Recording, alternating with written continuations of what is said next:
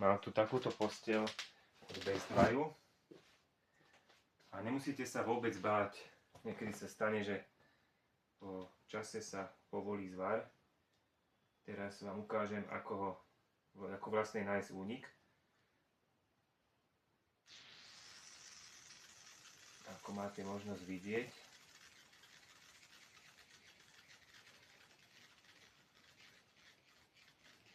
Teraz spravíme kontrolu pre všetky spoje.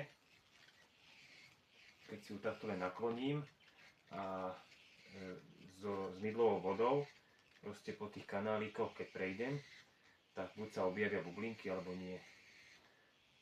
Ale takto sa jednoducho dá nájsť proste únik. Vyzerá, že to je len na jednom mieste. Tak, teraz to ideme opraviť. Ešte to ukážem zblízka.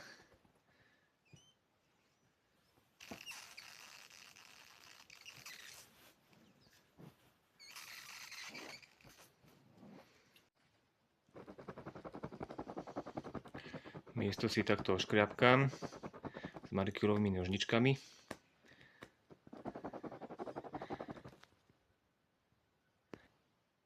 Tak semiž máme dolu a teraz nasleduje odmasnenie.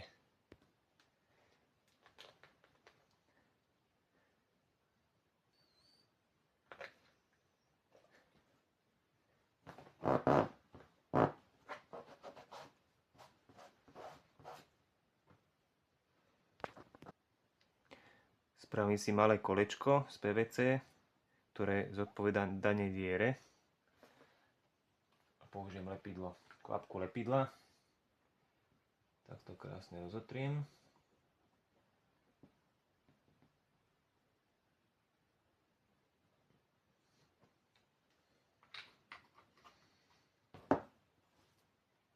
Záplatu pritlačíme.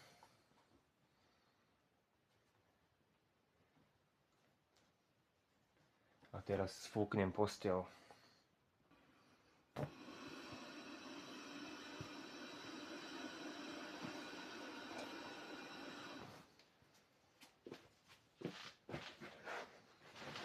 Dobre, takto môžeme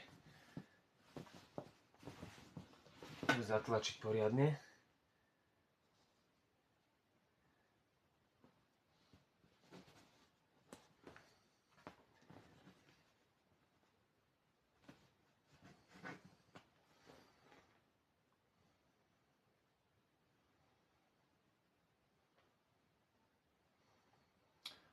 Počkáme tak zhruba nejakých 10 sekúnd, to necháme zatlačené 10, čím dlhšie, tak tým lepšie.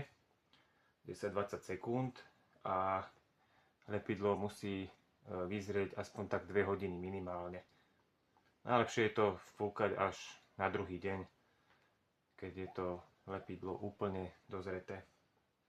Vtedy sa nestane, že sa záplata môže odtrhnúť alebo vyduť na základe toho tlaku. Tak.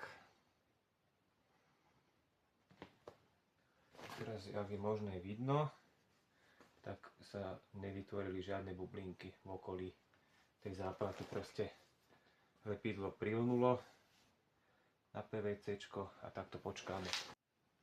Takže jeden testu.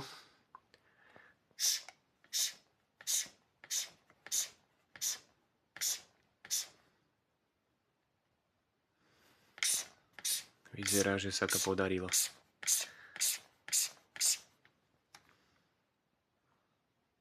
Bublinky sa netvoria. Týmto pádom je posteľ prichystaná na používanie, takže majiteľ s ňou bude spokojný.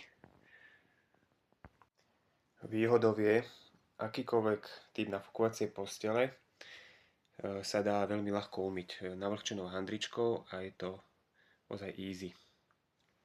Posteľ potom vyzerá ako nová, je čistá.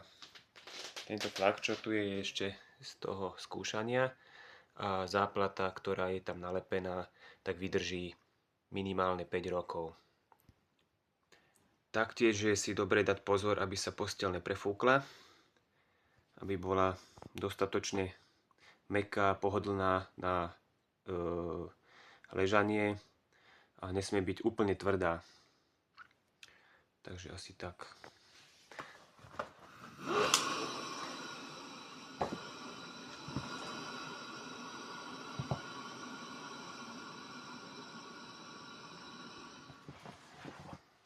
Tak ahojte pri ďalšom videu.